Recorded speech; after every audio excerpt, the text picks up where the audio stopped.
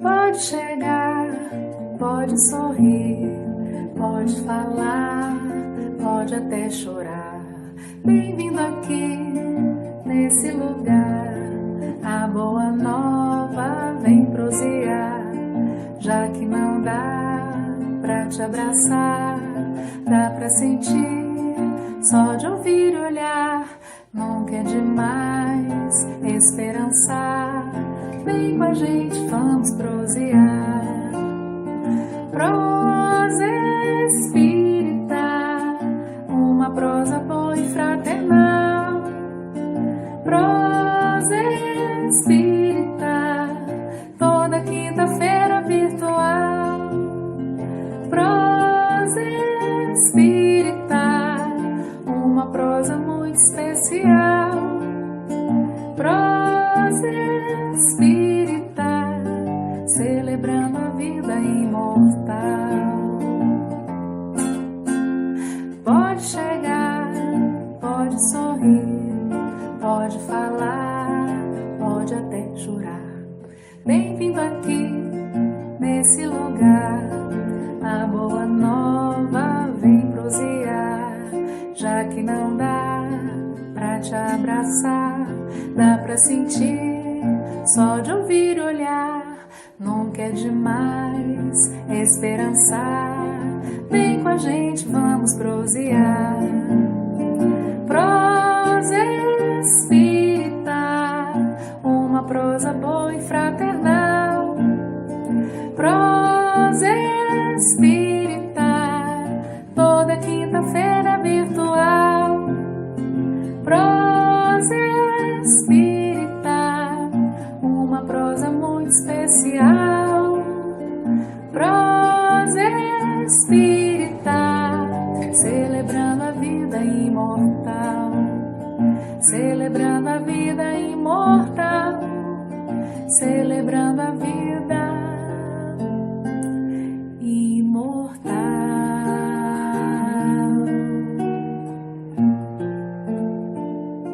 Prosa espírita.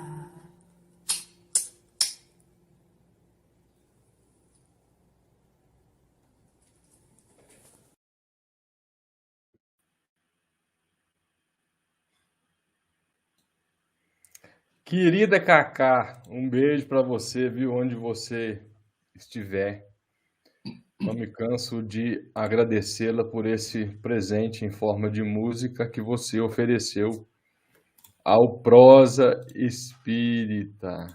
Sejam bem-vindos a mais uma edição, a de número 146 desse encontro que acontece todas as quintas-feiras, aqui pela Rede Amigo Espírita, pela Web Rádio Fraternidade, pelo CEP, pelo Coromandel e também pelo Tupaciguara Espírita. Uma boa noite especial para aqueles que já estão conosco, Silvio, a Ilma, Jorge Dutra, Eliette, Maria Badia, um abraço para você, para o Edson Amaral, lá de Cascavel, Aparecida Barbosa, um abraço para você, viu, Gilbar, tantos amigos, Edna, Milton, Maria Célia, Marta Ribeiro, de Valença, na Bahia, Márcio Bruno, querido, um abraço para você, Luciene, Carmen, Patrícia Oliveira, Sérgio de Almeida, Edson Amaral, Luiz Fernando Parolini, Ilza de Azevedo, Neuza Rezende, Lia Valente de São Paulo, Márcia Soares, Sueli, enfim, tantos amigos que se juntam a essa família que nós chamamos de Prosa Espírita. Só um parágrafo do Evangelho, para que nós possamos entrar no clima da nossa conversa. Nós estamos no capítulo 13, no item sobre a indulgência, a mensagem de Adolfo, bispo de Argel. Caridade, palavra sublime que resume todas as virtudes. Tu deves conduzir os povos à felicidade. Em ti praticando, eles criarão para si alegrias infinitas para o futuro.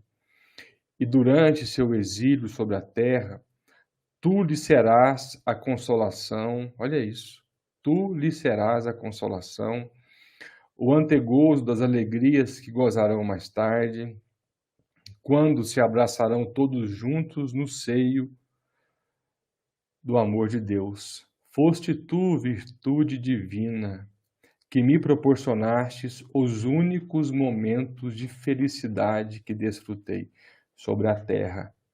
Possam meus irmãos encarnados crer na voz do amigo que lhe fala e lhes diz: é na caridade que deveis procurar a paz do coração, o contentamento da alma, o remédio contra as aflições da vida. Oh, quando tiveres a ponto de acusar a Deus, lançai um olhar abaixo de vós. Vede quanta miséria a aliviar, quantas pobres crianças sem família, quantos velhos que não têm mais uma só mão amiga para o socorrer e lhe fechar os olhos quando a morte os reclame. Quanto bem a fazer!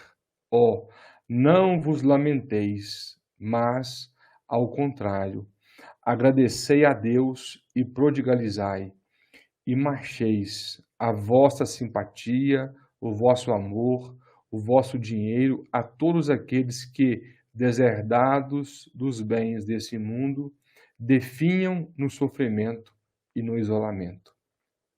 Colhereis nesse mundo alegrias bem suaves, e mais tarde, só Deus o sabe. Adolfo, bispo de Argel, escreveu essa mensagem para nós no ano de 1861.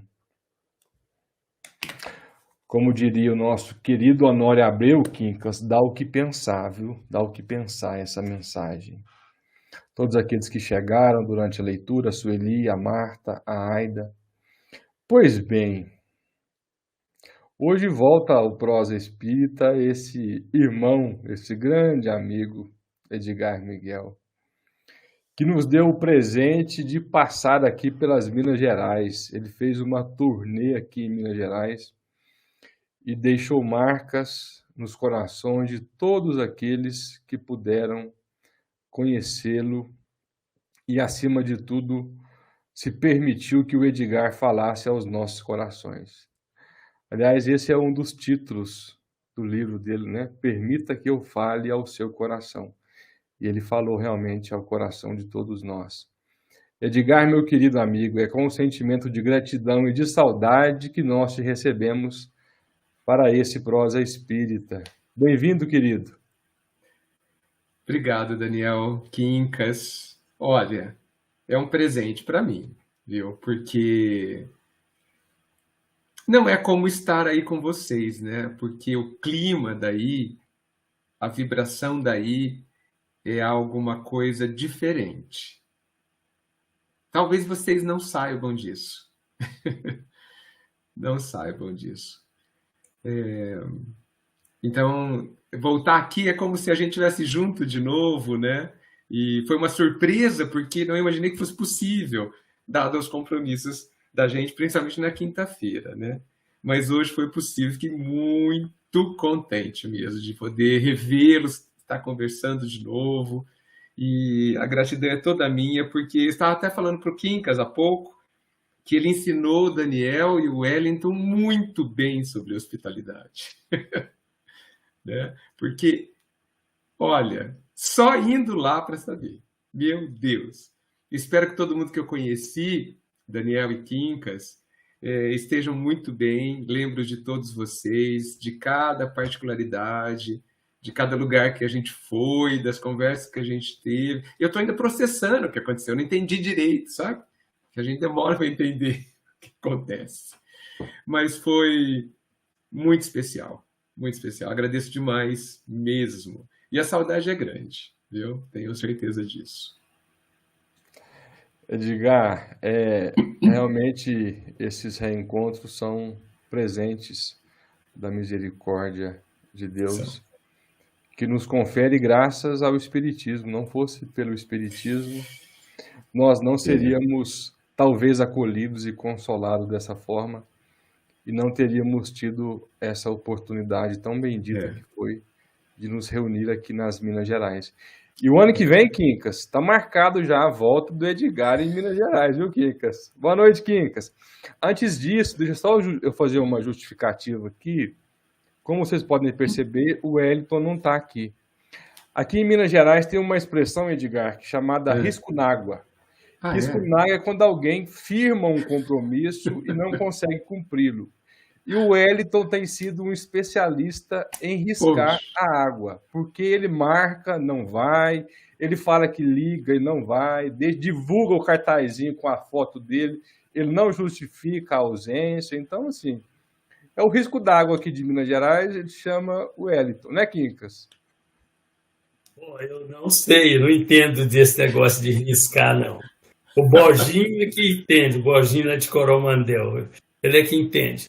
Aliás, eu aguardo você amanhã, o Daniel, no Papo com Quincas, às 10 horas da manhã. Não falha, viu? Senão é risco na água. Beleza. Mas foi uma alegria reencontrar o Edgar, mesmo que virtualmente. É sempre bom estar junto com você, meu querido. Pena que quando você passou por aqui foi tudo muito rápido, porque as exigências muitas vezes nos comprometem, né? Nós temos que cumprir determinadas obrigações.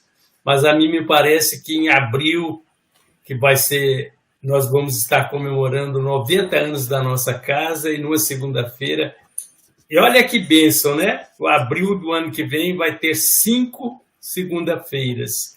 E aí, que beleza, nós vamos ter visitantes 5 vezes. Vai ser muito bom. E esperamos contar com você. Mas, Edgar, antes, eu estou com algo assim para ouvir uma dissertação a respeito, né, de você e do querido Daniel, que vocês dois têm uma competência muito grande. Eu fico assim, tem acontecido muito de pessoas cujo estado é de luto pela perda, é claro, de entes queridos, e a gente fica, às vezes, impotente diante daquela dor, não é? Aquela dor que é tão grande, a gente sente que é tão grande, e não dá para a gente dizer, não, a morte não existe, porque é uma perda, não é a morte, é a perda. É a separação que é incrível, né? É incrível. Há pouco eu estava rememorando aqui, lembrando da passagem do meu pai, que foi lá no ano de 1990, sabe? Em novembro, dia 21, e ele partiu com um câncer. Meu pai praticamente não adoecia.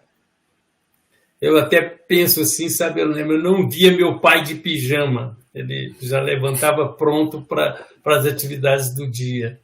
E na semana que foi diagnosticado o câncer, eu cheguei num domingo em casa e era meio-dia, ele estava de pijama.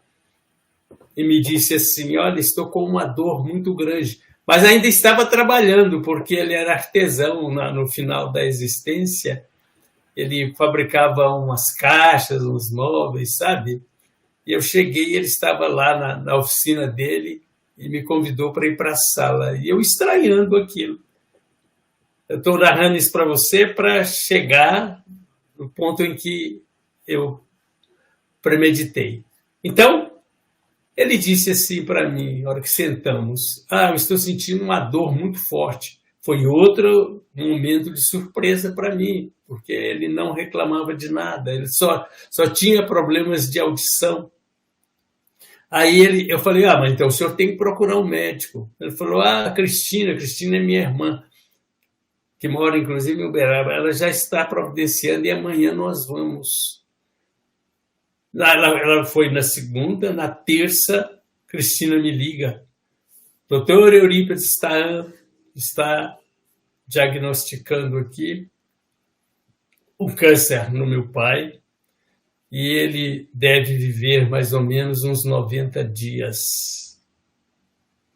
Esse é um impacto, né, que já inicia um luto, porque você fica ali, né? E ele ainda usou uma expressão que depois eu liguei para ele, e o doutor Eurípides disse assim, olha, não tenha vergonha de pedir ao médico. Aí ele veio, porque ele falou, olha, não vamos fazer cirurgia no seu pai com 92 anos, porque é judiar, simplesmente judiar dele. Então, essa história ficou muito marcada em mim hoje em especial, dado alguns acontecimentos, eu estava em palestra, houve alguém que pediu a parte, dizendo que não aguenta mais a vida porque a filha desencarnou. Então, alguns motivos assim me levaram a esse instante e eu prometi que conversaria com vocês a respeito para que vocês amenizassem a minha preocupação. Então, realmente, quase inteirando 90 dias, meu pai partiu. Mas antes, é bom que a gente frise isso, ele nos convidou para reunir todos em seu quarto. Foi 3, 4 dias antes do evento. Aí ele pediu que queria fazer uma prece. E Daniel, ele começou a prece agradecendo a Jesus pelo que estava vivendo. Ele falou, você confiou em mim, Jesus, para que eu pudesse dar um exemplo de paciência e resignação. Isso atropelando as palavras, cortando sílabas e tal, com a dificuldade de falar. E poucos dias depois, ele veio a óbito. Talvez que naquela época eu não tivesse o amadurecimento necessário para pensar como penso hoje. Mas foi um estímulo, um portal que se abriu para mim para a vida. Né? Então eu gostaria de ouvi-los a respeito. Antes do Edgar falar, eu queria só pedir aos amigos aqui, aqueles que quiserem fazer alguma pergunta, alguma colocação, como o Pedro já fez a pergunta dele, nós vamos oferecê-la aqui ao Edgar, na sequência. Então, quem quiser fazer alguma pergunta, vamos aproveitá-lo, né, nesses minutos tão importantes para ouvir o nosso querido Edgar. Vai lá, meu querido. Você não gostaria de começar, Daniel? Não, por favor, o convidado sempre tem a preferência aqui. Olha, que hospitalidade. Não tem. Olha, Quincas, eu acho que é também caridade respeitar toda dor. Você sabe disso, Daniel sabe disso. Toda dor é uma dor. Esse negócio de a gente ficar medindo dor, eu acho que é um desaproveito do tempo. E eu acho que a questão do desencarne, hoje inclusive estive no velório de um amigo, ela causa um impacto sempre muito particular, né? Você relatou que seu pai reuniu todos ali no quarto. Cada um sentiu aquilo de forma diferente. Não tenhamos dúvidas disso. E eu acho que essa questão da morte sempre me impressionou, porque assim, nós já desencarnamos milhares de vezes, né? Milhares de vezes. Não deveria ser uma novidade. Não deveria causar, numa primeira impressão, o impacto que causa. Quando o outro desencarna, quando a gente desencarna. Né? Mas ele causa. Né? E causa de coisas diferentes. Eu acho que uma parte do impacto que a gente sente, e aí talvez seja geral, uma impressão minha, parece que me ocorre duas coisas em quem está vendo alguém desencarnar, mesmo que saiba que alguém desencarnou, próximo. Primeiro, é saber que percorreremos o mesmo caminho. E isso traz um senso, faz com que volte um senso de responsabilidade, porque todos nós fomos informados do que significa encarnar. Lá, antes de nascermos aqui, nós, cada um no seu nível de entendimento e de evolução, foi informado e sabe o que significa, o tamanho do amor que significa essa oportunidade, o amor do Pai. Então, me parece que, poxa, parece que a gente tem um lapso de lucidez quando a gente está diante da morte de alguém, ou da nossa. Da nossa, eu acho que isso se acentua de forma imensa, né? E a segunda coisa que me parece é que há alguma coisa muito do nosso íntimo, em termos de sentimento mesmo, fala para a gente de quem nós somos, sabe? E isso parece-me que choca profundamente com o nível de materialismo com que a gente normalmente vive. Então, tudo isso eu acho que a gente traduz como sendo uma dor. Me parece que para muitos de nós, a dor do desencarne de alguém tem muito a ver com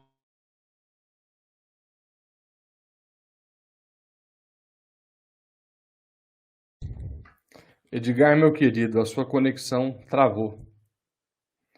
Nós não estamos te ouvindo e a sua imagem está congelada. Nós esperamos que isso se restabeleça. Quincas, esse tema que o senhor levantou, realmente é algo que nós devemos pensar muito sobre ele. Edgar, voltou. Vai lá, querido. Voltou. Oi? Voltei? Voltou. Foi eu que caí? Eu estou testando Foi. aqui minha internet, parece que está tudo ok. Agora voltou, tá normal. Pode continuar, por favor. Então, eu acho que muito da dor que a gente sente é como se no fundo da gente muitas das nossas dores se concentrassem, se aglutinassem e aparecessem para nós. Eu acho que é muito difícil a gente conseguir separar os diversos tipos de dor nesta hora. Tem a dor da saudade, tem a dor do receio, tem a dor do receio das mudanças, tem o medo sobre as múltiplas facetas que ele tem, que aparecem ali, tem o senso de que sou imortal mesmo, não sou daqui, vou percorrer esse caminho. Tudo isso me parece, Quincas, que se mistura e cada um fala de uma forma sobre isso. Cada um tem um processo a percorrer sobre isso. E de novo, como todas as dores, uma grande oportunidade para a gente se conhecer, para a gente olhar para dentro e ver o que está acontecendo dentro da gente. Agora, quando você vai para o aspecto que foi a sua pergunta, o que a gente pode fazer em relação à dor do outro que sofre esse luto, né?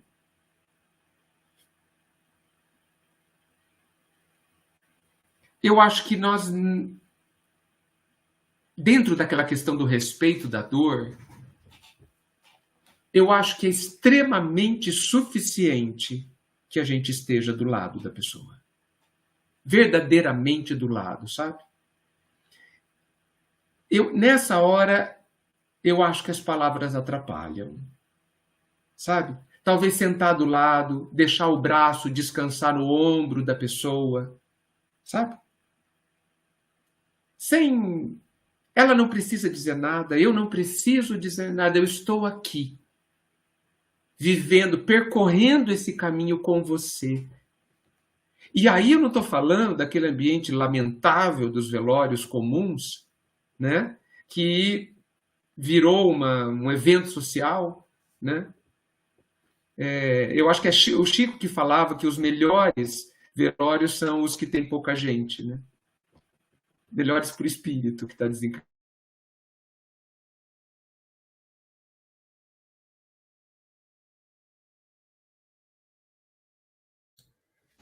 A internet está com problema, né, Daniel? Tá. Congelou de novo a internet dele. Mas vai dar certo, viu? Vamos Vamos vibrar aqui para que dê tudo certo, né? Com a internet do Edgar. Ô, Quincas, mas essa questão da morte, como lembrou o Edgar, é algo que nós ainda temos muita dificuldade para lidar. E eu acho interessante, porque a única certeza que nós temos é de que nós vamos morrer. Nós não temos nenhuma outra certeza senão essa. E, ao que me parece, nós ignoramos a morte. Em especial nós, os ocidentais. Os orientais lidam melhor com essa questão. Edgar, voltou. Conclui. Desculpe. Imagina, isso acontece. Vai lá.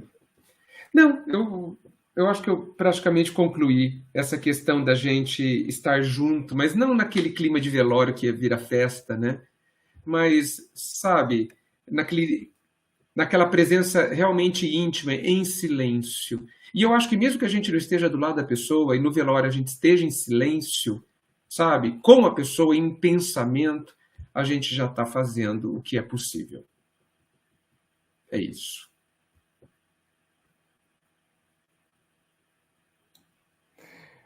É isso mesmo. Então, como nós dizíamos, nós precisamos nos preparar melhor para esse momento que fatalmente vai acontecer.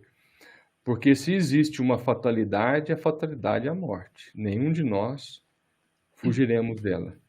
Mais cedo ou mais tarde, ela haverá de acontecer.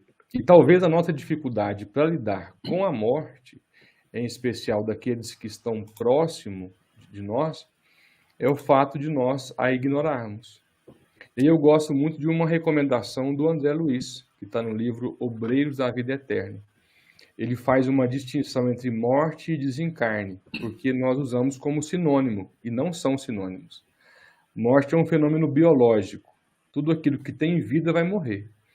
O desencarne é o ato de deixar a carne, que nem sempre coincide com o momento da morte.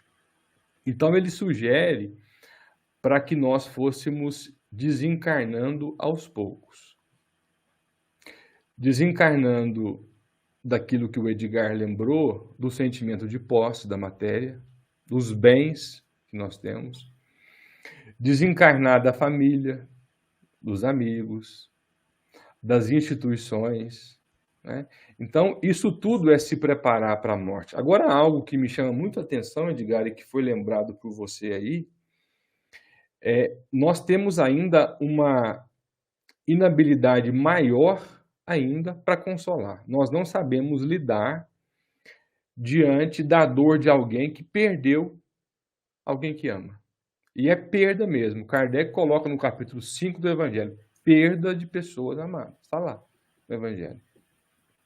E sabe quando que eu descobri isso? Eu sou de uma família espírita, nasci num berço espírita, fui criado numa casa espírita, e eu aprendi que eu não sei consolar alguém que está vivendo, experimentando um luto, quando a minha esposa perdeu o pai, porque eu não sabia o que fazer.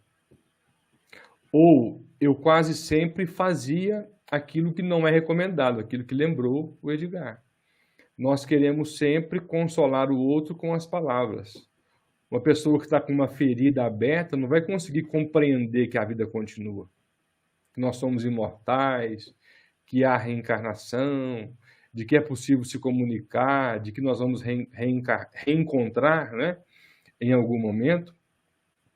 Mas nós precisamos pensar sobre isso, sobre essa sensibilidade diante da dor do outro. E o Edgar foi cirúrgico ao lembrar que não precisamos dizer nada. A pessoa que está a dor precisa perceber que nós estamos do lado. Isso basta. Aqui no livro Boa Nova, no capítulo 30, nós vamos encontrar lá a Maria, a mãe de Jesus, acompanhando o Calvário do Filho. E aqui Humberto de Campos descreve a dor de Maria. Porque a dor de uma mãe que perde um filho é algo difícil de ser descrita. O espiritismo não caça a dor, ele caça o desespero. Perfeito. A dor é legítima senti-la. E aqui ele descreve a dor de Maria ao ver o calvário do filho. E olha que interessante, como consolar alguém. Mãe, eis aí o teu filho. Jesus olha para Maria e ao lado de Maria estava João, o único que acompanhou o calvário de Jesus. Jesus então diz a Maria, mãe, eis aí teu filho. E dirigindo-se de modo especial, com um leve aceno ao apóstolo, disse, filho, eis aí a tua mãe. Depois disso, o apóstolo simplesmente abraça Maria. Disse tudo. A melhor Você forma. foi muito observador nessa passagem. Simplesmente abraça Maria.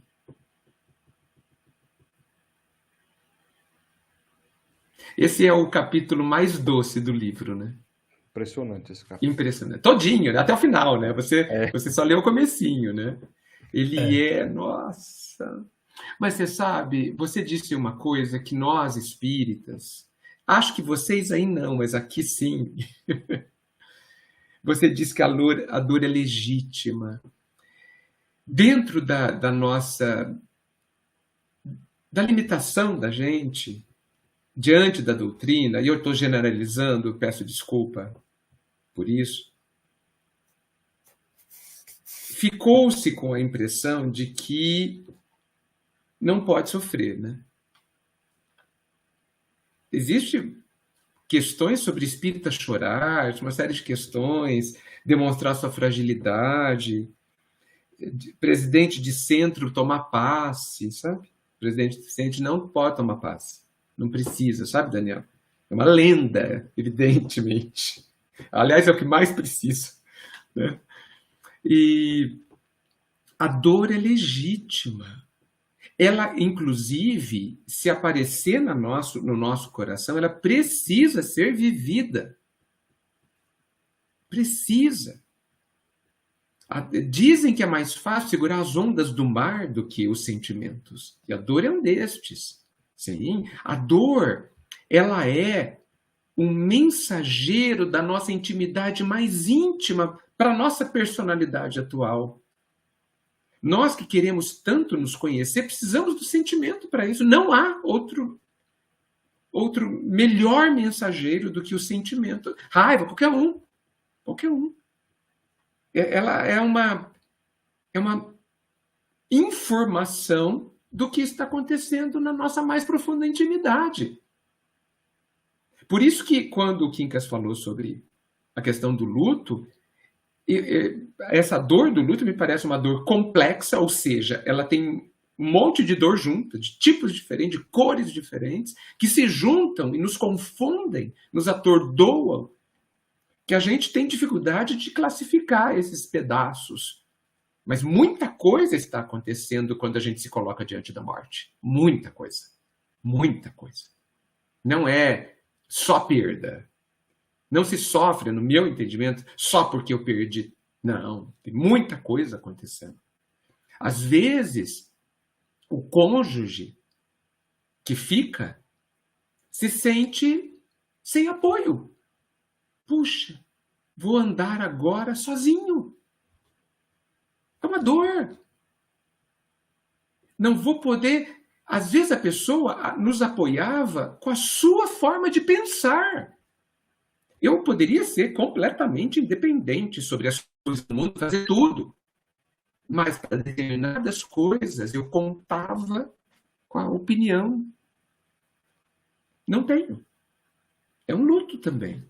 Então, é um complexo. E por isso que cada situação traz um luto todo único, sabe? E esse luto varia conforme a nossa faixa etária, inclusive. É muito diferente você perder o pai aos 10, aos 20, aos 50. É muito diferente. Deve ser muito diferente. Precisa ser muito diferente. Né? Então, mas a dor é legítima. E quando a gente... E é preciso tomar muito cuidado, existe um conceito chamado validar a dor. O que é isso? Não é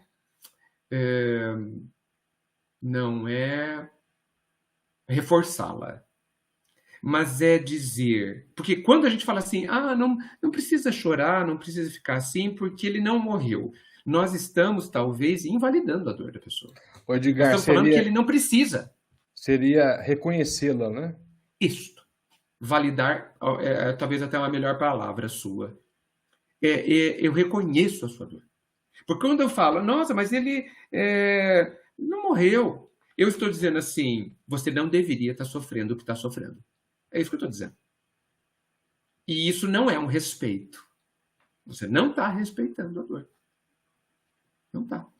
E você sabe, fazendo um gancho que pode parecer fora de contexto, mas em reunião mediúnica, quantas vezes nós, esclarecedores, diante de alguém que foi, de um obsessor, por exemplo, de alguém que quer ferir alguém encarnado, porque foi vítima dessa pessoa encarnada no passado, e a gente diz assim, perdoa. Eu acho um absurdo falar isso, Daniel. Um absurdo. A pessoa encarnada matou os filhos desse desencarnado. Exemplo. Matou o desencarnado. Parece que pedir para a pessoa perdoar assim a seco, sabe? Assim, é um desrespeito a dor que ele está sentindo. Acho que já pisaram no nosso pé e alguém falou perdoa. A gente já quer avançar na pessoa que fala isso. Imagina alguém que foi assassinado ou que assassinou alguém querido. É claro que é bom para ele que ele perdoe, mas eu acho que é de uma soberba do esclarecedor falar isso. É um desconhecimento sobre a dor do outro quando a gente fala determinadas coisas. Estamos aprendendo. O Quincas, só lembrar uma frase aqui que eu ouvi do Haroldo esses dias, e ele falou a frase solta, ele não falou o contexto, e eu fiquei pensando sobre ela, sabe? E aqui agora, talvez a minha ficha tenha caído. Ele disse assim, não lute contra o luto, porque ele é maior do que você. E eu fiquei pensando, né? Mas como assim o luto maior que eu, né? E talvez... ele seja maior porque eu não vou conseguir reverter aquela situação, a morte de alguém. Porque ela morreu, eu não consigo trazê-la de volta à vida. Então, se eu não posso mudar a situação, eu posso mudar a forma que eu reajo com aquela situação. Então, e às vezes a dor está justamente no fato de querer mudar aquilo que não tem como mudar, ser mudado. Né? Aí eu me lembro daquela frase, né? Não importa o que te fizeram, mas o que você fez daquilo que te fizeram. Então... Sartre, John Paul Sartre, exatamente, isso mesmo. Ok, mas eu fiquei muito impressionado com o depoimento a respeito do desencarne do seu pai. Não sabia. Sim. É interessante, sabe? Daniel, eu não estou vendo o Quincas. Você está vendo? Estou vendo. Para mim, ele está sem imagem. Ele falou alguma coisa agora que eu não ouvi. Falei. Está ouvindo? Não. Não? Interessante. Para mim, a tela dele está carregando. Só tô aqui vendo está assim. normal. A dele está normal para mim aqui. Tá normal. Também não as estou conseguindo duas. ouvi-lo. Acho que Mas não posso fazer nada, né? Primeiro, eu gostaria de registrar aqui a presença do Rogério Nascimento, do seu Vicente, da Dona Perpétua. Uma pena. Isso diz respeito ao Edgar aí. Rogério, que coisa boa. Saudade do silêncio do Rogério, viu? Ele era silencioso, não é, Daniel? Ele é verdade.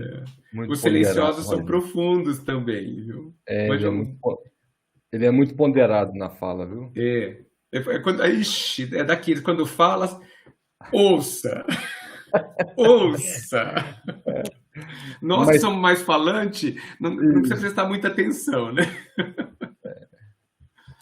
aqui quem Mas, está aqui também, ó, meu pai e minha mãe. Olha, que delícia! Um grande abraço. Me lembro sempre dos cafés da manhã, que eu estava lá tomando café, eles sentavam, né, para eu fazer companhia e sempre deixava uma coisa boa para mim. Eram ótimos cafés da manhã. Muito obrigado, viu, seu Vicente, dona Perpétua? Um grande abraço. Espero que a senhora tenha feito o pão aí, hein? Eu já Ah, ela fiz não aqui. fez, viu? Ela não fez Não o pão. fez? Pelo menos eu não tomei conhecimento. Espero que ela não esteja esperando eu voltar, porque eu fiquei com essa Ah, pendência para ela. Isso não sai da minha cabeça, sabe? viu, Daniel? Eita, mas eu não estou ouvindo Será o que eu Kinka. Será que é melhor eu sair e voltar? eu acho que você pode tentar fazer isso. Sair e Então, tentar entrar de novo. vou fazer já. Já volto. Tá bom. Vai lá, Beleza. Kim. Mas aí, Daniel, a gente fica pensando nessa situação que, claro, uma pessoa íntima que está vivendo luto, ao decorrer do tempo, você vai tendo como dar algumas informações e isso é valioso. Como, por exemplo, você pedir uma pessoa, fala assim, olha, uma mãe que perdeu um filho, anote aí as principais coisas que seu filho te deu na vida. Tá? Anote. A internet está dando uns balanços aí. Mas aí, né, ela anotando isso, você vai dizer para ela como fala o poeta Fernando Pessoa. Fernando Pessoa usa uma expressão sobre a morte que eu acho sensacional. Morrer é apenas não ser visto. Olha que coisa! Lindo! Né? Ele fala mais. Ele fala assim, morrer é a curva da estrada. Olha que coisa. Eu até perguntaria para vocês dois que são intelectuais, né? A biografia do Fernando Pessoa consta a sua religiosidade ou a sua espiritualização? Eu não sei dizer. Eu achei formidável essas expressões dele e que, de alguma forma, em um dado momento, você pode usar para um amigo que está vivendo um luto muito pesado. Você pode dizer para ele, chore, chore, né? Mas é apenas não ser visto. Quincas, acabei de pesquisar aqui na internet que ele nasceu católico. Mas pesquisou temas orientais, né? Então, mas apesar que ele é tão poeta que eu acho que ele era mineiro, hein? Sabe por quê? Quando eu estive em Tupaciguara, naquele centro que fica na zona rural, não vou lembrar o nome.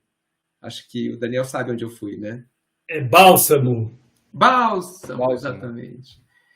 Eu encontrei, nós fomos na casa da mãe do Carlos e ficamos assim na varanda da casa dela e estava ventando e ela, a estilo de Fernando Pessoa, disse assim, olhou e disse assim, o vento está trabalhando bastante hoje.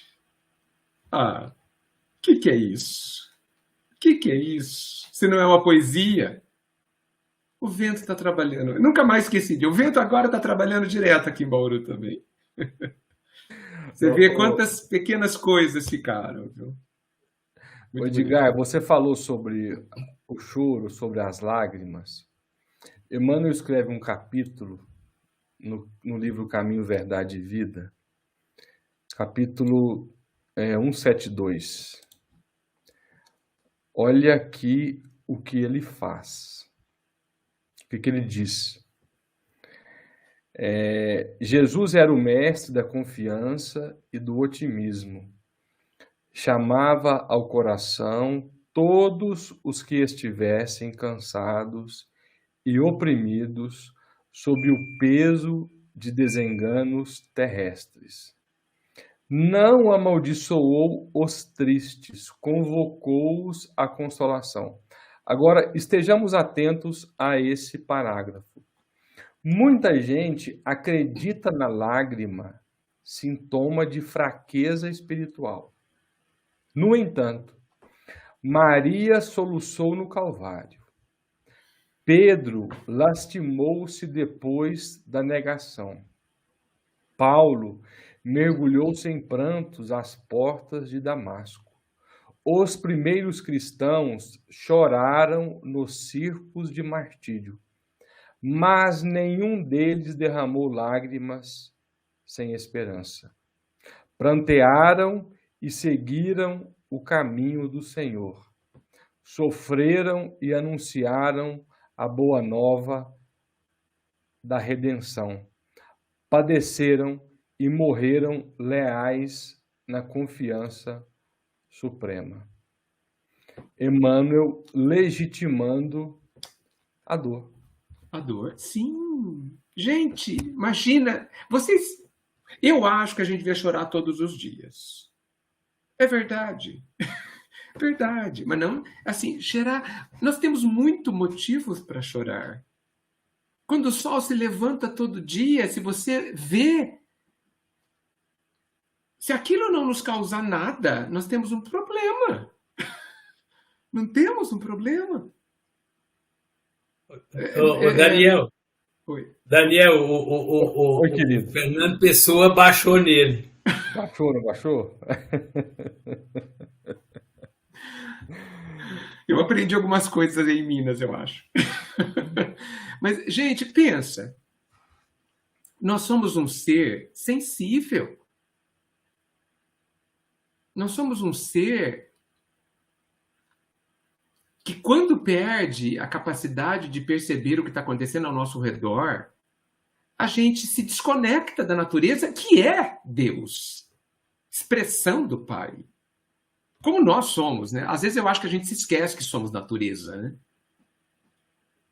Então,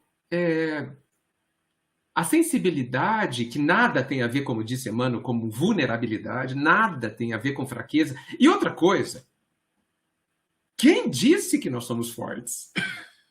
Quem disse? Hã? Uma dor de dente acaba com a gente. Dor de dente. Lascou a unha, a gente não faz mais nada. Entendeu? Racha a unha no meio assim, pronto, não fazer mais nada. Então, assim, sim, o nosso corpo, principalmente, que é a expressão nossa, é frágil. O coração resolve parar, acabou. Então, essa história da gente, principalmente o âmbito masculino, né, da gente ser forte, não chorar, ou não é um peso gigantesco. E isso nos afasta de nós mesmos, eu acho, sabe? Eu acho que, imagina você chorar todos os dias, se aliviando, drenando, esvaziando o balde. Hã? Chorando de alegria, chorando também de tristeza, chorando de alívio, chorando... Eu recomendo. Recomendo. Tem uma frase do Caibá que eu gosto muito. Está no livro Parábolas e Ensino de Jesus. Ele diz assim: aquele que chora limpa as lentes da alma e enxerga o mundo de uma outra forma. Pronto. Então, nos permitamos chorar. Lisete, eu não consegui entender a sua pergunta. Você poderia refazê-la para que nós possamos aqui apresentá-la ao Edgar? Quincas, alguma consideração ou podemos fazer a pergunta do Pedro? Pedro José. Um abraço, viu, Pedro? Obrigado pela sua participação. Um abraço para você. Depois coloca aí nos comentários qual é a sua cidade. Por gentileza, comente sobre a importância do estudo da doutrina espírita por meio da literatura das boas obras espíritas. Temos lido muito pouco. Você prefere livros físicos ou e-books? Se eu estou enxergando a foto do Pedro e lembrando o nome do Pedro, o Pedro é de Assis, aqui do interior de São Paulo. Bacana. frequentou a mocidade aqui no Amor e Caridade alguns anos atrás, né? Um abraço, Pedro. Obrigado, viu, Abraço, pela Pedro, sua com presença. certeza. Está aqui conosco. Eu faço uma crítica, aproveito para fazer uma crítica à leitura das obras básicas, as obras espíritas. Eu, às vezes, muitas vezes, infelizmente, eu percebo que a gente tem lido as obras tão especiais da doutrina como quem lê um jornal. Como se aquilo não tivesse nada a ver comigo. Como se eu estivesse falando de alguma coisa que não fosse relativo à minha vida. Eu penso que a gente precisa usar as obras espíritas para se estudar diante delas. Elas estão falando de nós. De nós. Olha o exemplo que o Daniel trouxe quando ele citou Maria no Calvário. Quem era Maria? Quem que pode ser Maria ali? Cada um de nós, quando vivemos o luto. O texto está falando de mim, do Daniel, do Quincas, de todos nós. Está falando. Quando Jesus nos diz, perdoa os inimigos, para quem ele está falando? Para mim. Para nós. Então, tudo ali é sobre nós, sobre mim, sobre quem está lendo. E eu vejo estudos um pouco distantes desta ótica, deste objetivo, inclusive. A gente, no próprio Livro dos Espíritos, há uma seríssima, uma profunda indicação de que o caminho é o autoconhecimento, o conhecimento de si mesmo. E o que nós estamos fazendo para conhecer si mesmo? Recentemente eu li um livro, não vou lembrar o nome,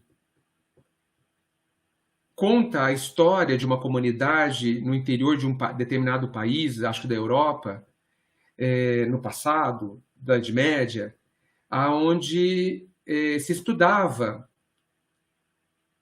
o Cristo de uma forma muito simples, né? Como no começo do cristianismo. E eles receberam, isso me chamou muita atenção, uma orientação assim, que é um pouco fora da curva até, que eles deveriam ouvir mais os sentimentos de cada um durante a leitura. Prestar mais atenção e conversarem mais sobre o que estava sendo sentido. E depois procurar o conhecimento histórico até das palavras do Cristo. Conhecimento histórico, né? Não conhecimento do entendimento sobre as palavras do Cristo. Isso chama muita atenção, porque penso exatamente assim. Quem sou eu no texto? Eu brinco que no meu evangelho está tudo meu nome lá. Madalena é Edgar, Judas é Edgar, Pedro é Edgar, todo mundo, menos Jesus, né? Jesus eu não sou lá. Né? O resto é tudo Edgar, entendeu? Tudo é para mim. Né? O livro foi escrito para mim. Foi escrito para o Daniel, para o Quincas. Olha só. Né? Então, eu acho que a gente precisaria de uma nova postura no estudo. Né? Teria que estar falando sobre mim. E-books eu gosto muito para pesquisar. Eu quero saber sobre pensamento. Quais são os livros do meu conjunto de livros aqui que eu considero especiais, vamos chamar assim, onde fala sobre o pensamento. Rapidamente, pelo e-book, numa pesquisa, eu consigo descobrir. A leitura atenta, eu prefiro o livro de papel. Preferências. Mas o importante não é o veículo, que é o papel ou o digital. É a gente realmente prestar atenção no que está escrito para você. Edgar, qual o seu livro espírita preferido? Assim, se você pudesse, se você fosse conduzido para uma ilha deserta, para sempre, né? Para sempre dentro da finitude do corpo físico, e você pudesse levar apenas um livro espírita. Um só, mas um só. Só um.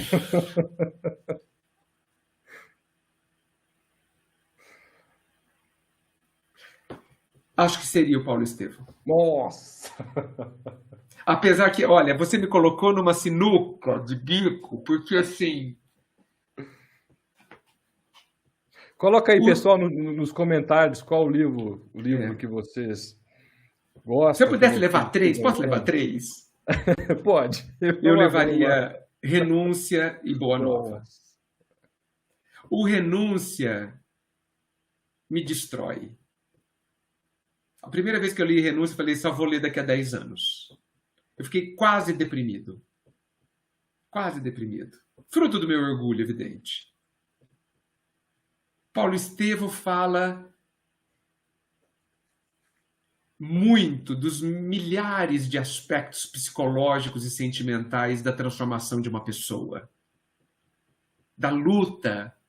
Eu acho que Emmanuel poderia ter feito o Paulo Estevão em 3 volumes, para ele ser mais detalhado sobre o que aconteceu, isso que ele já diz, dentro do Paulo, para toda aquele milhão de transformação que aconteceu dentro dele. Isso me interessa muito particularmente. E o Boa Nova é Jesus falando conosco. O Boa Nova, meu Deus. Os 3 livros são todas expansões do Evangelho, né? Expansões do Evangelho. Realmente o Evangelho mexe muito com a gente, né? Antes do Kingas falar qual que é o livro predileto dele, muitos ainda temos dificuldades diante da leitura. E aqui eu vou sugerir algo que eu e o Kingas fizemos juntos. Nós lemos o livro Paulo Estevão e o Renúncia juntos. De que jeito? Eu lia um capítulo aqui, ele um capítulo lá em Monte Carmelo. Nós íamos trocando impressões acerca do livro. Então, para aqueles que têm dificuldade, eu achei essa dinâmica muito, muito pedagógica, porque um vai estimulando o outro, né? Eu tenho um grande leitor em casa, meu pai é um leitor assim voraz, lê tudo e de tudo ele já leu. Então, mas o Quincas lemos o livro Paulo Estevão e o Renúncia juntos. Eu li aqui um capítulo de cá e ele outro capítulo de lá. E nós íamos trocando impressões. Olha aqui, ó, o Pedro disse que prefere A Caminho da Luz, também é um livro formidável. A Maria Ângela, Paulo Estevão. A Olga, o Evangelho segundo o Espiritismo. E o Quincas? Qual Quincas que o senhor levaria para a Ilha Deserta? Quincas Borba.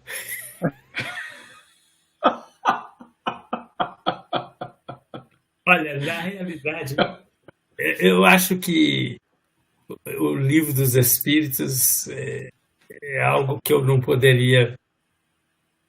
Talvez o que me falta é aprender as coisas que está ali no Livro dos Espíritos.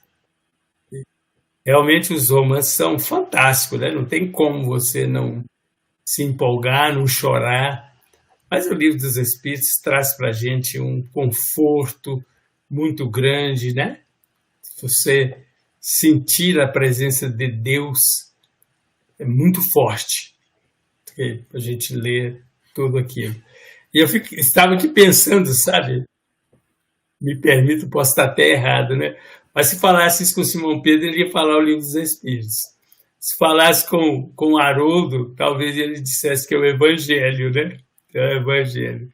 Então isso é tão variado. Mas eu fiquei aqui empolgado com uma coisa que é como se o Edgar tivesse acendido uma luz para mim, né? Você ler e se colocar naquela posição. Às vezes a gente pensa assim, né? Quantas vezes eu traí? Claro. Né? Quantas vezes eu chibateei alguém, bati na face dos outros. Então esse é um momento tão interessante para nós de reflexão. Eu acho que a beleza do prosa está exatamente nessa prosa aí, viu, gente? Dessa prosa. Eu acho isso fantástico. E, inclusive, com a participação dos nossos amigos, né? O Luiz Fernando também disse que é o Livro dos Espíritos, né? A Ana Lúcia, a Renúncia, olha que coisa. São tantas as obras espíritas para que nós despertemos para a capacidade de amar. Né? Disse tudo. O Edgar disse uma coisa aqui sobre a lágrima, sobre o choro, né? E eu fiquei anotando. Eu lembrei do dia que ele estava aqui conosco no culto do Evangelho. Você lembra? Ele foi comentar o Evangelho e comentou com lágrimas. E eu não esqueci. Então é marcante isso mesmo. Agora, como diz o Wellington, eu não choro. Porque o Wellington é manteiga derretida, né? Agora, você imagina eu na casa do Wellington. Eu cheguei aqui em São Paulo e falei assim, o que foi a semana? Chorei a semana inteira. Chorei a semana inteira. A hora que eu entrei no centro em Ibiá, na sala de passe, eu recuei. Entrei só 2 dias depois. Deu uma emoção, assim. Então, assim, chorei a semana inteira. É interessante. Nós fomos a Sacramento e chegamos lá, tem uma salinha, tem uma mesinha. Uma mesa pequena, uma mesa daquela madeira antiga que não acaba nunca, né? E tem um sinal do ferro à brasa ali na mesinha. E eu sentei na mesa e a dona Alzira Bessa disse assim, você está sentado na mesa que a mãe de Eurípides passava a roupa. Eu senti uma emoção tão grande e chorei tanto, sabe? Eu vou dizer para você, eu fiquei branco de tanto chorar.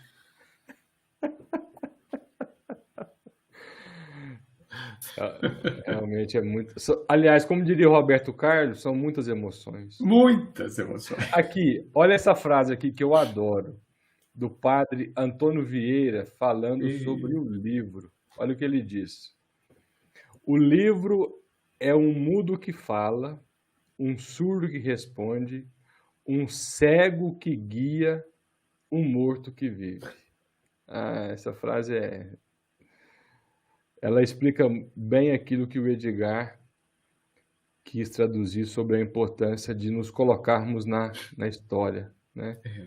Permitir que o livro fale ao nosso coração, né, Edgar? Sim, fale. Nosso coração, nossa mente. Mas você sabe, Daniel, às vezes eu fico pensando, existe a quantidade de livros bons espíritas é gigantesca, né? E diante desse mar de livros, há uns bons anos atrás, eu tive que fazer uma escolha. Não dá para, não queria, não entendia que eu deveria ler todos, porque eu iria aproveitar muito pouco, né? Então, eu tenho ao longo da vida selecionado alguns livros que eu vou ler o resto da vida.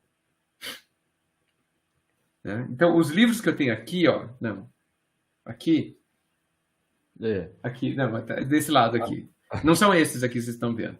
Tem um canto aqui, são só livros espíritas. Aqueles ali, ó. Sim, sim. Tá? Sim. Essa pilha aqui, esse daqui, esse bloco todo aqui, certo, são os livros que eu vou ler o resto da vida. A minha esposa fala assim, mas de novo esse livro? Você vai ler de novo? Sim. Estou terminando de novo de ler Os Mensageiros. Ele é de 1990, fevereiro de 90. Eu ainda não entendi nada. Ele não esgotou. Então, eu, assim, com muita indicação, eu leio livros novos. Muita indicação. E veja, livros muito técnicos eu não leio. Mecanismo da Mediunidade eu li 1 vez, 2 vezes. Por quê? Faz parte daquela escolha. A minha necessidade hoje é no âmbito moral. Não é no âmbito científico. e é ali que eu tenho que estar. É isso que eu leio. Para mim, André Luiz não é científico, tá? E Não tem é um ensino científico. moral lindíssimo. Nossa, né? Estupendo. Você vê Gúbio sentado no chão da prisão com um obsessor no colo. Nossa, o que é aquilo? Né? Então, eu acho que nós precisamos, penso eu, fazer essas escolhas. Porque tudo, não adianta ler tudo. É preciso absorver alguma coisa, né? Então, é isso. E aqui vai de encontro à recomendação de Alcione, né? Qual? A mensagem precisa ser conhecida, meditada, sentida e vivida. E se nós passarmos celeremente por ela, às vezes nós não vamos conseguir dar àquela mensagem a profundidade que ela precisa. Sabe que eu achei interessante essa sua sugestão? Eleger aí algumas obras e realmente se dedicar mais a elas. Falando sobre livro, uma aqui falou sobre o Evangelho. Sabe, eu tenho falado isso muito com Quincas, o Edgar. Cada dia que passa eu me convenço mais por que o Chico Xavier não iniciava uma reunião espírita sem fazer uma leitura prévia do Evangelho. Porque realmente é de uma riqueza. Sim. É uma capacidade de acolhimento e de sensibilidade. É Jesus falando conosco através daqueles. Aliás, permita aqui abrir um parênteses, partindo da premissa de que o Espírito de Verdade é o próprio Cristo, e eu não tenho dúvida de reconhecê-lo naquelas mensagens, em especial no capítulo 6, Cristo Consolador, que é, sem dúvida, o capítulo mais consolador de toda a codificação. Eu digo isso sem nenhuma pretensão, mas com um sentimento de pertencimento muito grande. Quando eu leio ali aquelas 4 mensagens que estão no capítulo 6, eu sou capaz de ouvir Jesus falando para mim. Perfeito. Jesus está falando diretamente ao meu coração ali. E é aquilo que eu tenho recomendado sempre. Quando tiver muito difícil, o fardo estiver muito pesado, busque o capítulo 6 do Evangelho. Tem 4 mensagens do Espírito de Verdade. E Jesus, que não escreveu nada para o Espiritismo, para aqueles que buscam o Espiritismo. E aí não importa se é de uma forma direta ou indireta, ele escreve. Assim como escreveu também através de Paulo, pelas cartas, né, que ele diz que o pensamento dele estaria mais próximo de Paulo. Enfim. Né, Quincas? A internet hoje está difícil, hein? Você viu? Que vi. Coisa interessante, em geral, né? Só você. Não, você também teve no início. No começo. Mas olha, a gente fica. Você fez uma referência aí, né? Que eu tenho amigos, por exemplo, que não aceitam e às vezes até ficam um pouco desconcertados quando se fala que o Espírito de Verdade é o próprio Cristo. Isso não importa, né? A verdade é que eles sentem o Cristo à maneira deles. Que não tem como você negar a presença de Cristo na maioria das obras espíritas. Tá? Aquelas que são lídimas, a gente vai observar o Cristo presente de alguma forma. Né? A palavra de Emmanuel, que muita gente fala assim, é um igrejismo. Então, tem várias e várias ideias que a gente vai respeitar, mas o importante é que nós calculemos o bem que nos é possível fazer. Você já pensou nisso? Você já calculou quanto bem você pode fazer? Você já parou para pensar isso? Porque Jesus vem e fala que você fazer silêncio é caridade, a doutrina espírita nos ensina.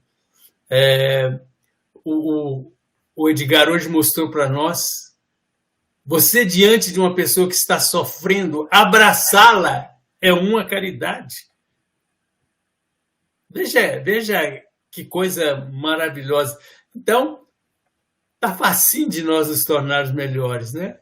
Não precisa ter dinheiro para fazer as coisas certas, não precisa ser bonito que nem o Wellington, né? Não precisa. Aliás, estou preocupado com o Hélio, me deu notícia. Pois é, e ele estava em viagem. Ele estava em viagem hoje. Mas ele deve estar bem, deve ter tido algum problema. Ele estava muito cansado. Espero que ele esteja bem e nos dê notícia, né, uai? Afinal de contas, está aparecendo risco na água. Quincas, você foi muito impactante agora com a pergunta quanto bem a gente pode fazer. Eu acho que não dá para responder, né? Até porque a gente nunca sabe o impacto de qualquer coisa que a gente faça no coração do outro, positivo ou negativamente. Nunca.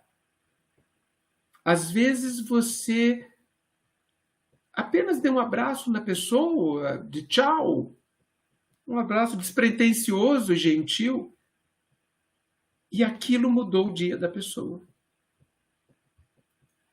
né?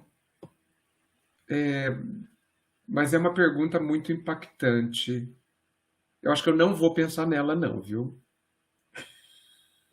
Porque ela vai me perturbar.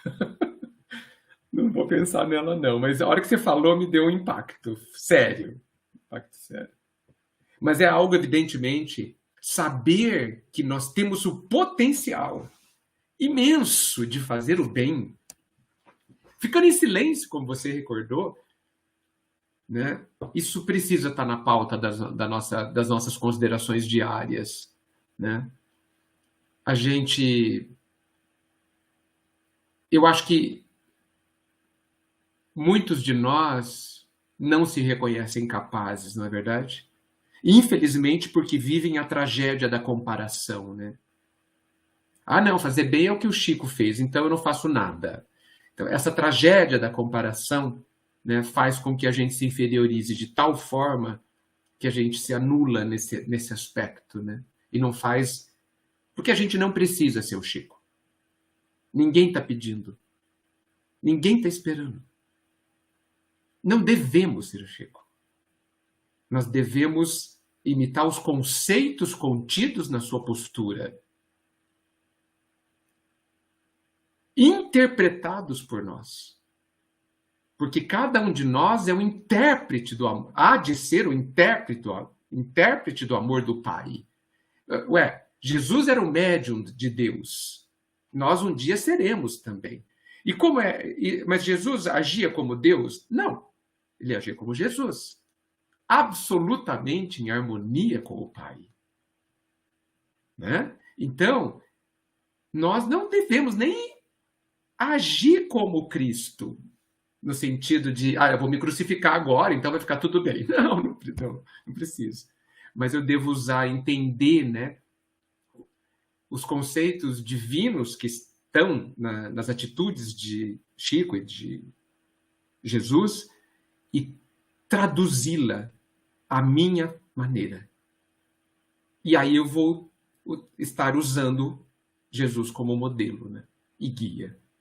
Mas tem que ser do nosso jeito. Eu acho que eu tenho pensado bastante sobre isso. Nós precisamos ser o que somos. O que podemos ser. Nós precisamos. Só assim a gente vai ser feliz. Só assim.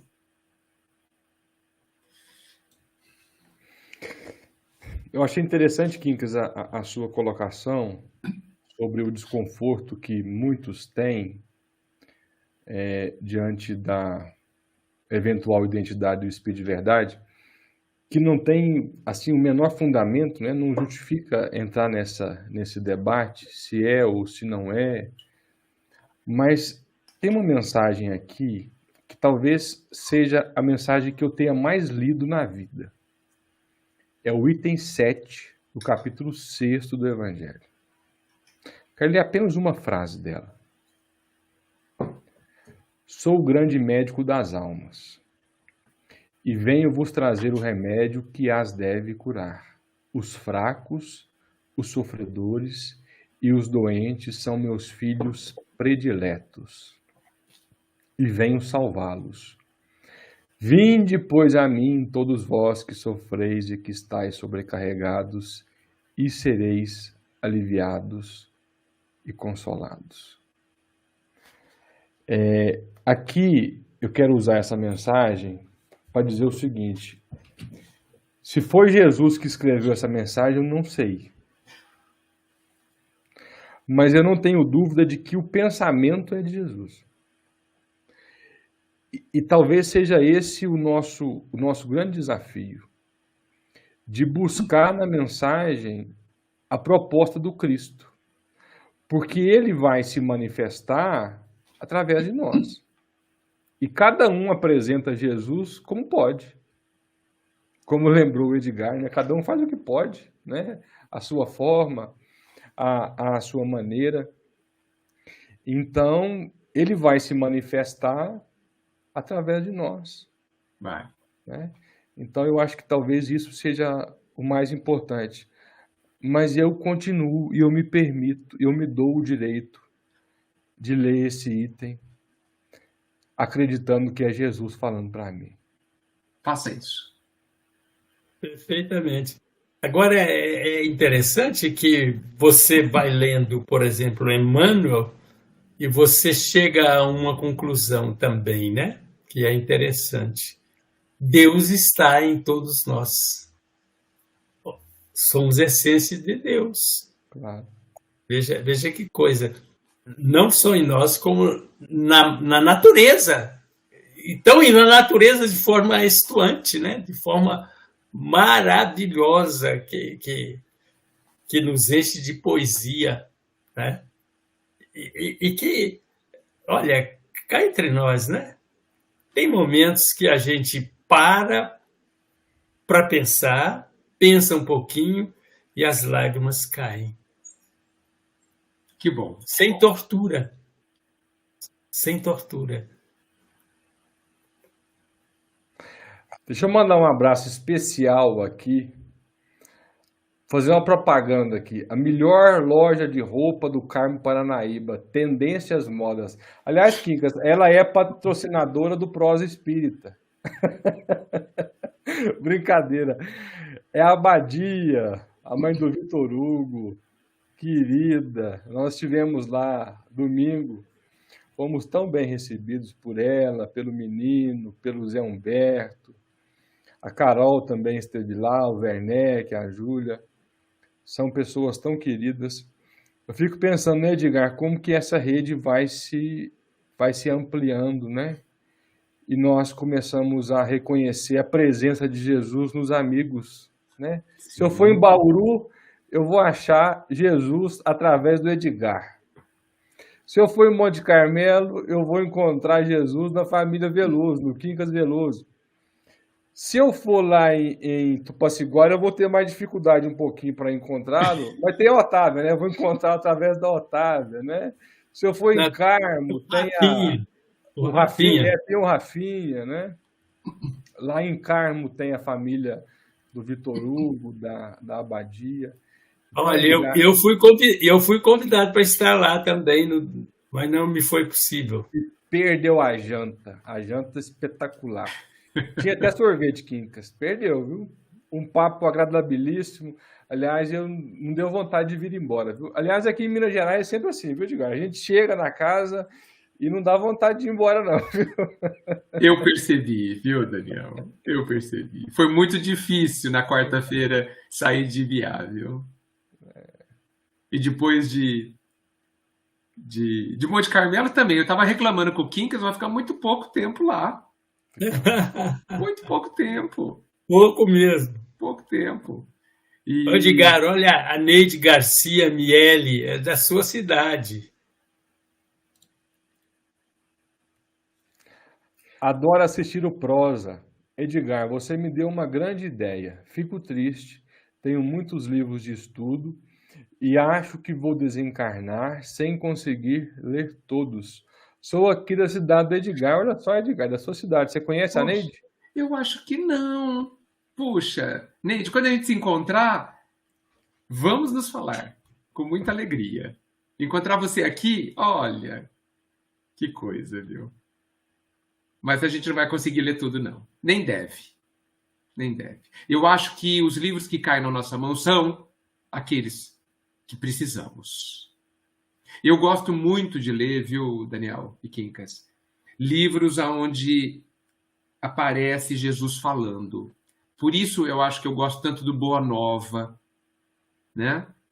Quando ele fala com Joana, quando ele fala com todo mundo ali, pelo amor de Deus. Tem uma série Jesus no lar, Jesus no lar, meu Deus. Do Neo Lúcio, sim, exato, outro. A série de Amélia Rodrigues, no Divaldo, muito bom. né? É um vocabulário mais barroco, mais difícil, mas tem algumas partes ali. Tem uma mensagem que Jesus se encontra com Judas logo depois que Jesus desencarna. E ele diz assim: olha só o que Jesus diz para Judas. Eu parei o livro ali, voltei uma semana depois. Judas, sou eu.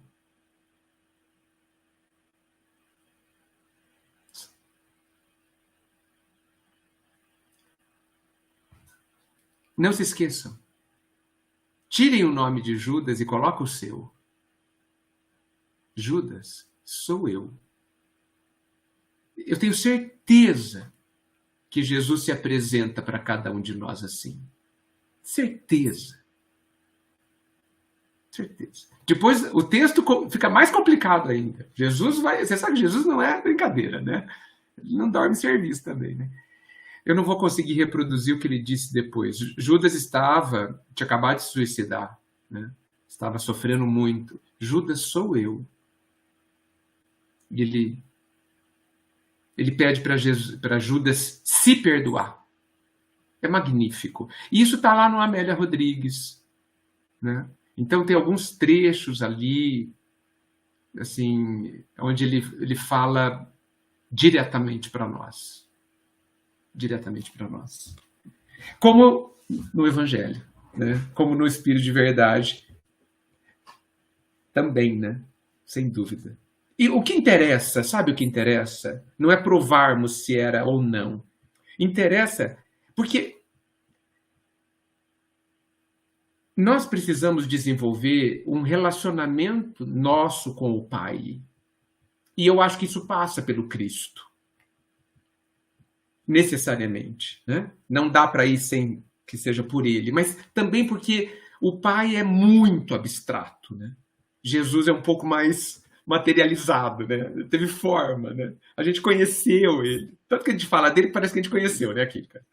Então, nós precisamos desenvolver esse relacionamento. Eu acho, inclusive, que nós precisamos desenvolver 3 relacionamentos. Conosco mesmo, o eterno esquecido da nossa vida, com Deus, outro meio esquecido, e com o outro, com o próximo, né? Que a gente acaba se ocupando mais. Mas precisamos desenvolver os 3 concomitantemente. Então, para você, Daniel, Jesus se relaciona através também destes textos. Ponto final. Ponto final. Isso é particular. Particular. Se os outros não enxergam assim, isso é irrelevante. Para você é irrelevante. Não é? Verdade. Diga, a Neide está dizendo que você a conhece. Ela é amiga da Rita. Da Rita. A Rita participa da reunião mediúnica que eu participo há 35 anos. Neide, que bom você estar aqui. Olha só.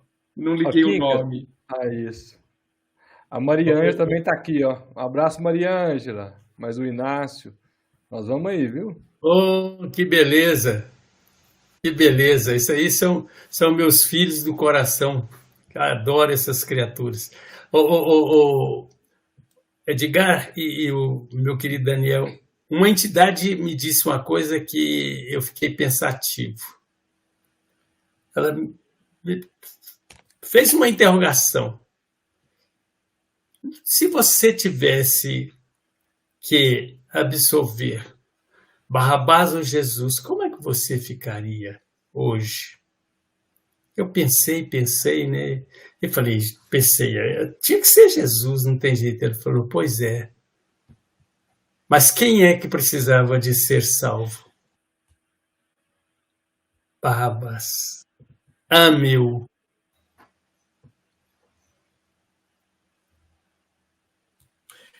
Você vê que a gente tem que aprender bastante sobre o amor, né?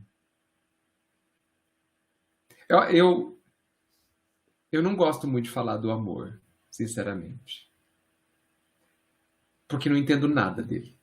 Estou falando do amor, né? O amor divino, ele me assusta até. De tão...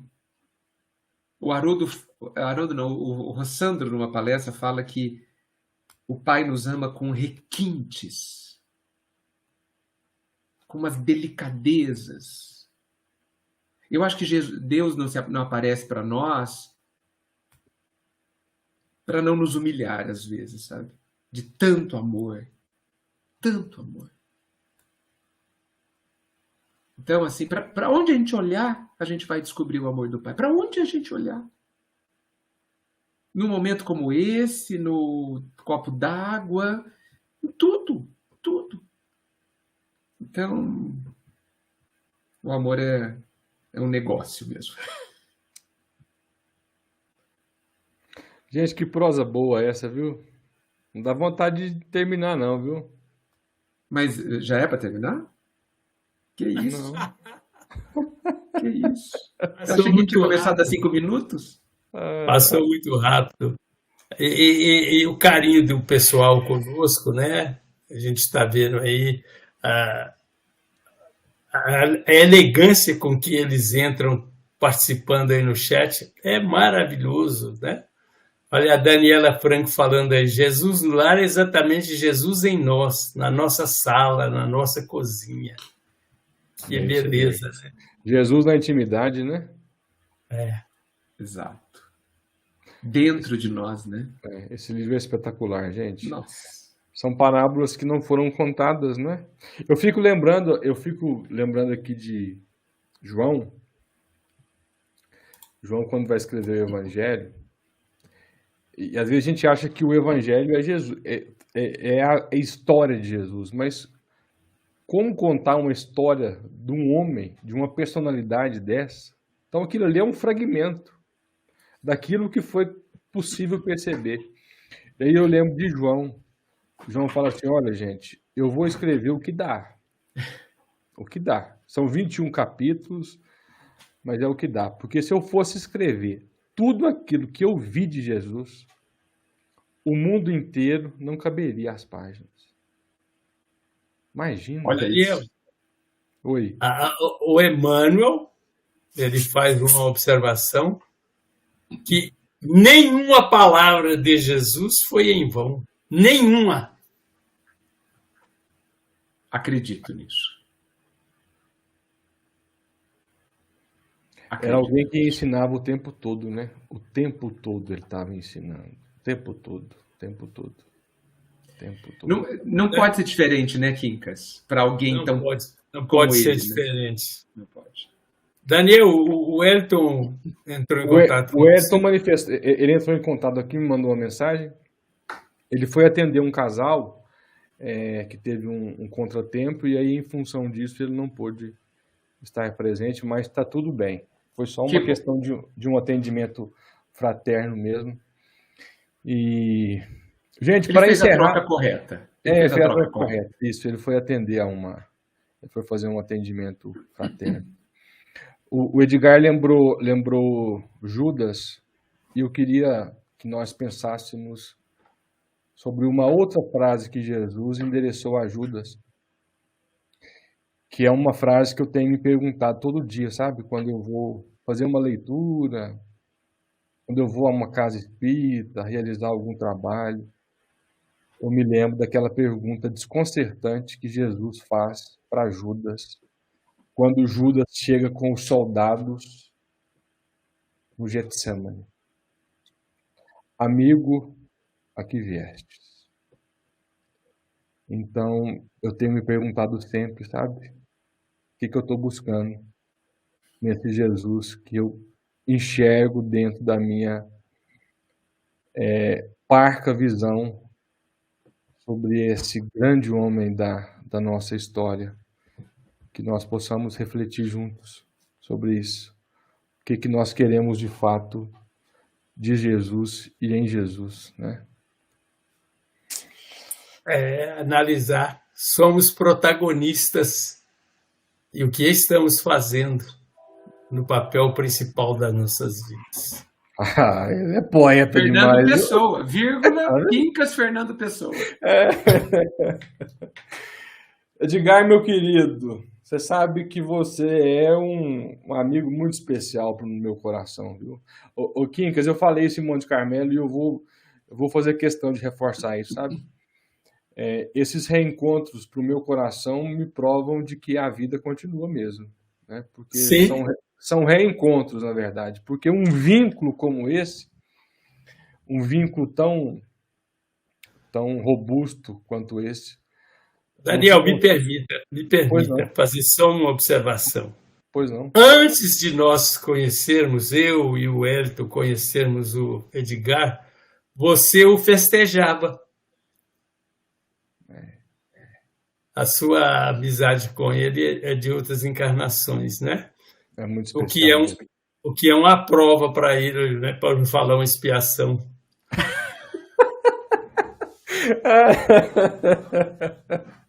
É bom que o Quincas não deixa a gente chorar e faz a gente rir, né? Não, ele não perde tempo, não.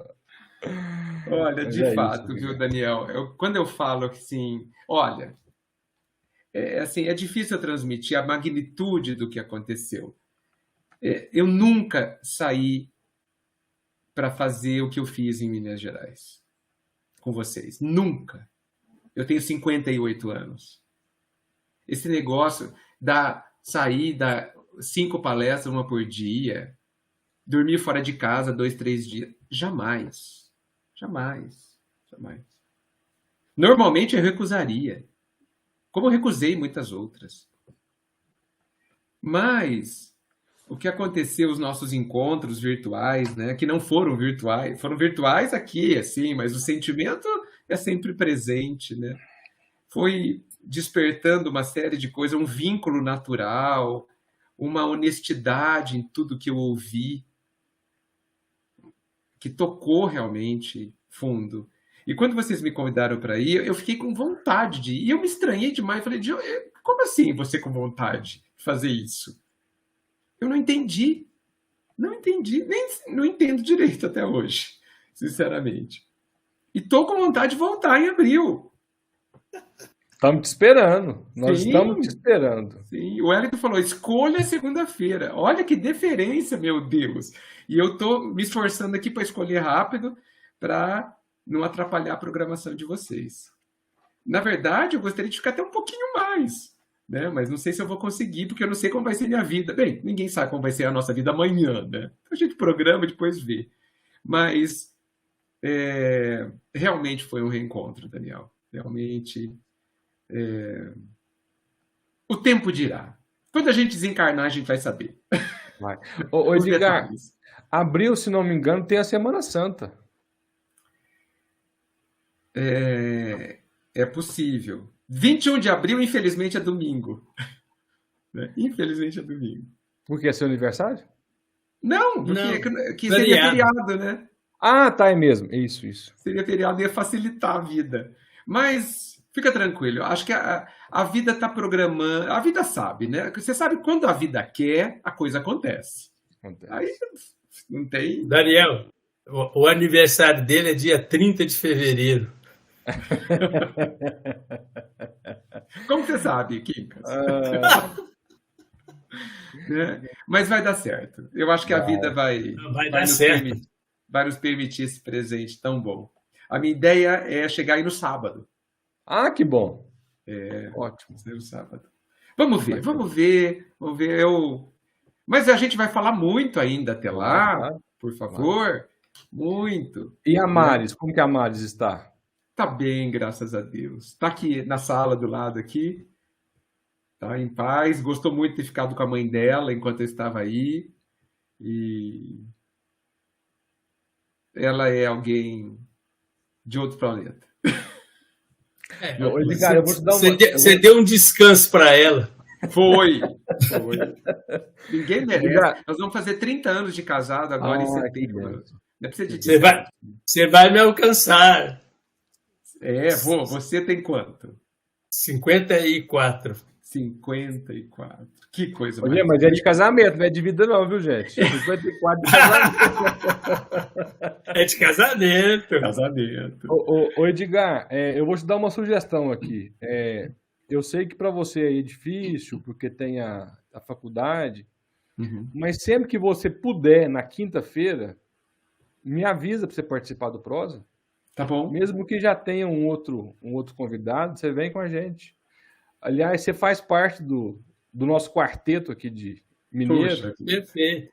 Então, quando você puder, fala, Daniel, hoje eu posso, eu consigo chegar a tempo. Eu te envio o link e você participa com a gente.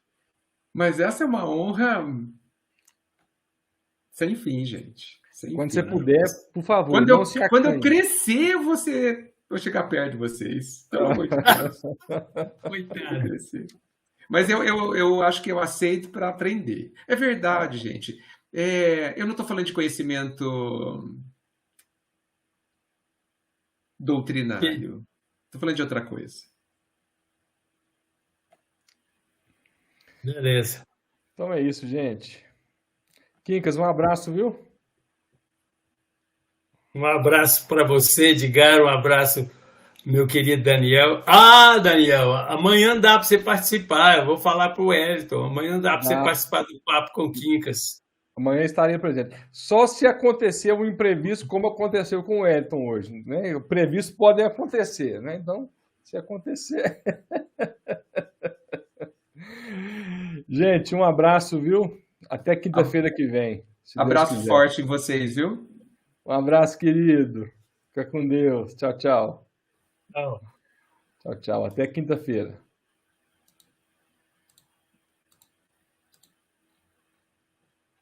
1 milhão de amigos é o que a Rede Amigo Espírita deseja conquistar em seu canal no YouTube. E você, amigo espírita, pode ajudar. Convide 5 amigos para se inscreverem em nosso canal e ligarem o sino de alerta. Além de atingir a meta de 1 milhão de amigos, todos serão sempre avisados de novos vídeos e transmissões ao vivo no YouTube. Acesse agora raitv.com.br.